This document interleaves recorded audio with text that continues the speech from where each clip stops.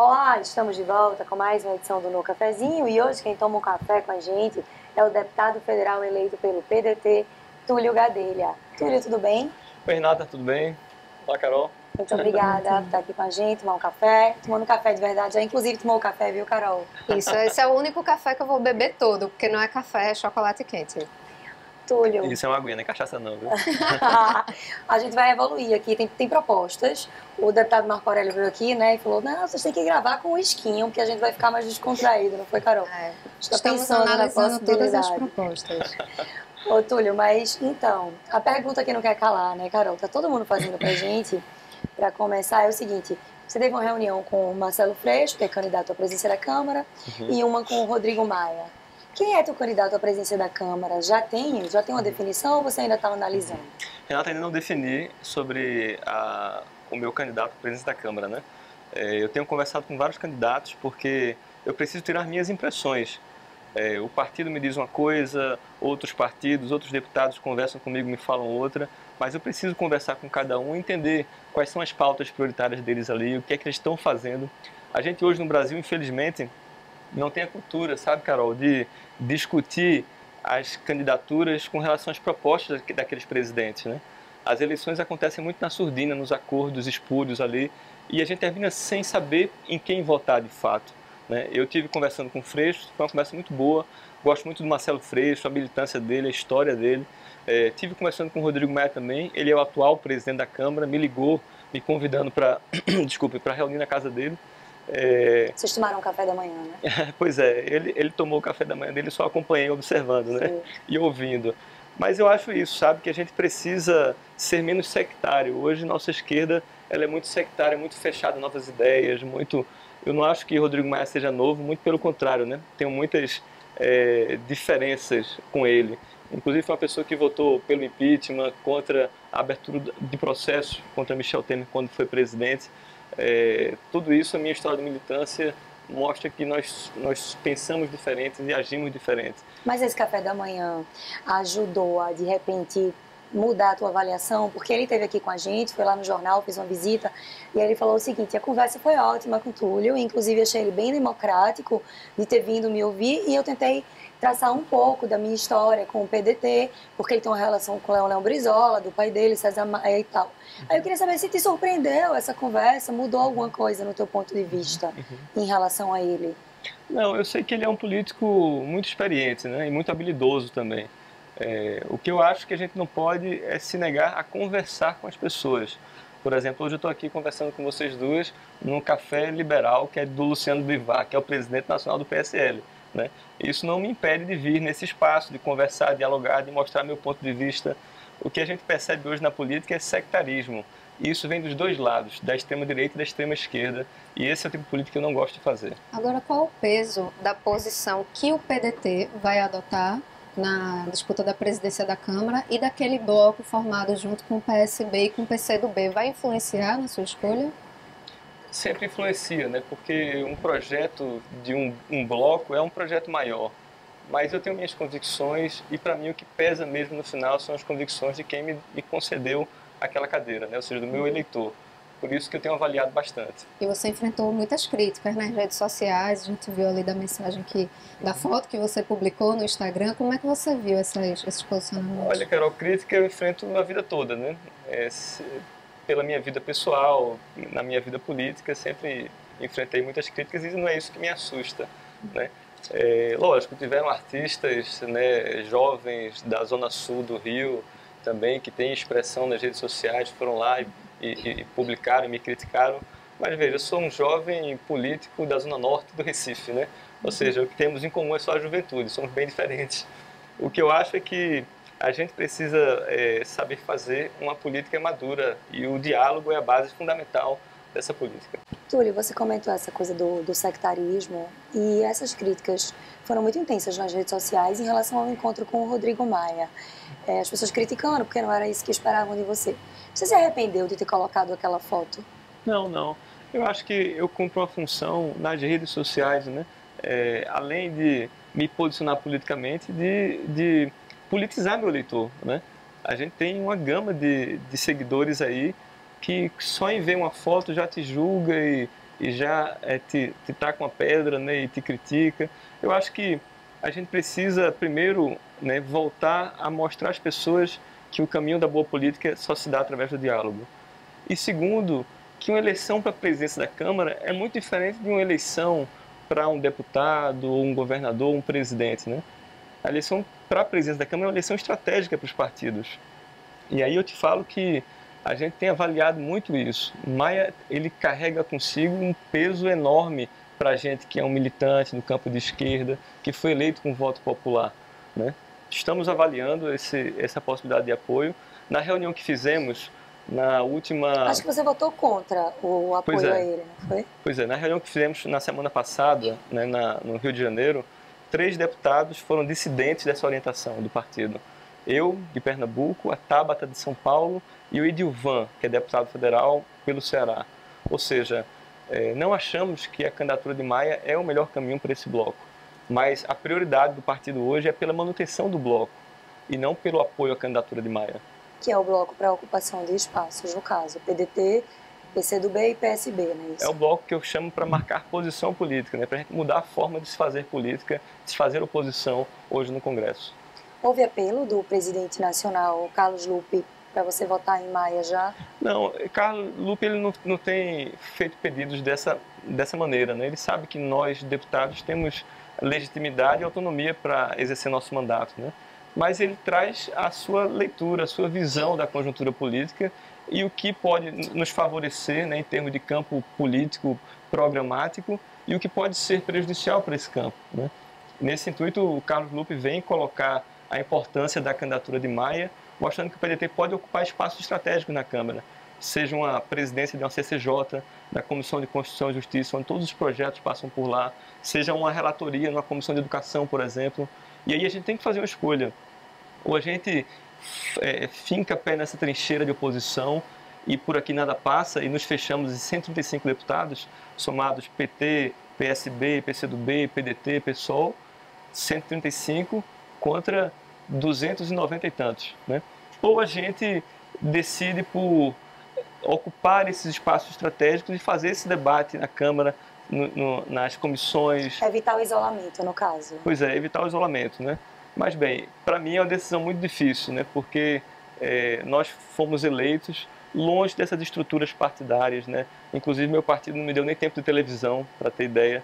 Fomos eleitos sem financiamento de empresários, fomos eleitos em uma campanha muito limpa e muito pé no chão, né? A gente não pode perder essa sintonia com as ruas. E sobre essa questão da sintonia das ruas, a gente falou das críticas da reunião com Maia, mas você também tem sofrido críticas por questões até aleatórias. Por exemplo, você postou uma foto nesse fim de semana, num sítio, e aí veio a cantora Maria Gadu criticar, dizendo que era machismo, enfim. Você vê às vezes um excesso ali de militância, uma barreira ali que em algumas críticas acaba sendo ultrapassada, do politicamente correto. Talvez enfim. a questão do lado pessoal também, ficar um pouco exposto, né? Não, eu acho que a gente que é figura pública, a gente está sujeito a críticas, né? Eu só as leio e tento levar e entender da melhor maneira, né? Por exemplo, o Gregório do Vivier criticou bastante o fato de sentar para dialogar com o Rodrigo Maia, né? Mesmo ele sendo uma pessoa bem diferente de mim, né? Ele é um garoto da zona sul do Rio, eu sou um jovem também da zona norte do Recife, né? Bem, eu não posso Vocês se observar conhecem, essas... Não, pessoalmente não. eu achei que vocês se conheciam. Não. Eu não posso me deixar ferir por essas críticas porque elas vêm de todos os lados, né? Pô, o Dado Dolabella foi criticar o fato de eu ter ido para uma fazenda com a minha namorada, né? Pô, o Dado Dolabella me dando lição de moral, né? Assim, sobre machismo. Não tem cabimento isso, né? Agora, como fica essa questão? Porque você foi eleito com um discurso muito de fazer, diferente, uma nova política. Como é que fica agora se adaptar a justamente essas estruturas de poder que são já preconcebidas, como, por exemplo, a disputa da presidência da Câmara? Você, às vezes, sente um pouco de dificuldade de se adaptar um pouco a esse modelo? Sem dúvida. Olha, Carol, eu sempre fui um ativista político do meu partido, mas que nem sempre concordei com as diretrizes do partido, né? Tanto eu quanto o nosso grupo político, que hoje está e é filiado ao PDT, Eu não entendo que a gente tenha que compactuar com certas coisas, né? Já fiz vários enfrentamentos, inclusive já inscrevi em 2013 uma chapa de oposição ao atual presidente nacional do partido, Carlos Lupe, né? Fizemos enfrentamentos ao presidente estadual do partido aqui, porque discordamos da forma como ele conduz o PDT em Pernambuco, uma forma muito autoritária, né? Onde o partido se comporta muitas vezes em muitos estados como uma oligarquia familiar, né? Que passa de pai para filho. Ou seja, essas críticas eu sempre fiz ao PDT. Eu acho que temos autonomia para exercer esse mandato e eu acho que é isso que a gente deve fazer nesses próximos anos. Ô, Túlio, como é a tua relação com o Volney Queiroz, que é o presidente estadual do PDT hoje?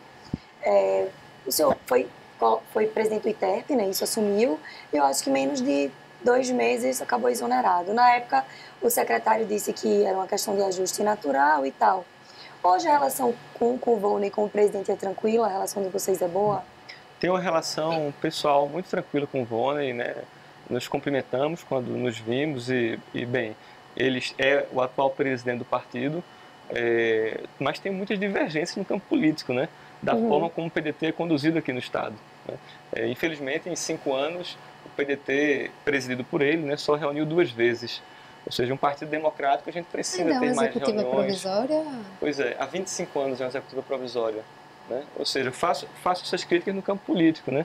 Mas Volney tem acertado muito nas suas posições nos seus 6 mandatos, nos seus últimos 5 mandatos. Inclusive, ele chegou a registrar, falando nisso, que você ia participar da reunião com o Rodrigo Maia, que houve um almoço com a bancada. Mas você acabou não indo. Eu estava até achando que você ia para o almoço. Não, eu já ouvi o que tinha para ouvir de Rodrigo Maia, né? Não há mais necessidade de conversar com ele. Já sentei com ele e já ouvi o que ele tinha para me falar. Não está sabendo. Agora cabe a gente fazer um estudo da leitura dessa conjuntura para se posicionar da melhor forma possível. O PDT está na base do governo Paulo Câmara.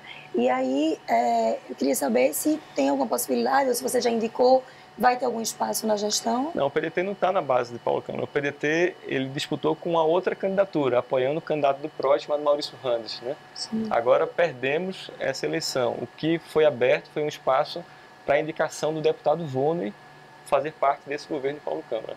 No caso, ele tem o PRO Rural e a Secretaria de Micro e Pequena Empresa. Tem mais de um espaço. Hoje até, inclusive, saiu a nomeação do Fábio Fiorenzano para o PRO Rural, que é ligado ao PDT. Na verdade, é uma curiosidade, porque ele é o marido de Isabela de Roldão, que foi vice na chapa, como você colocou, do Maurício Randes. Pois é, eu achei isso, durante a campanha, um problema gravíssimo, né? O PDT, que um partido sempre teve lado, está colocando um pé numa canoa, outro pé na outra, né?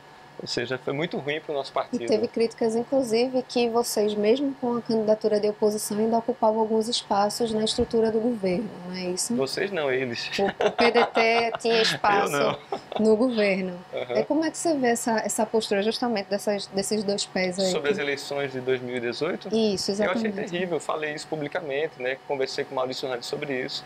Foi muito ruim para o PDT esse período dúbio, né? A gente tinha um projeto, né, que foi construído com outros partidos, onde Maurício era nosso candidato, mas infelizmente não logrou êxito eleitoral a candidatura dele, e agora o espaço que é ocupado pelo PDT no governo é um espaço indicado pelo deputado Volney Queiroz, né, aliado do governador Paulo Câmara. Então, não é um espaço institucional na sua do PDT. avaliação, falta um diálogo dentro do partido aqui em Pernambuco, é isso? Isso, falta muito diálogo. Não houve discussão para essas indicações, é isso que você está querendo dizer? Não houve discussões e nem eu tenho interesse em indicar ninguém.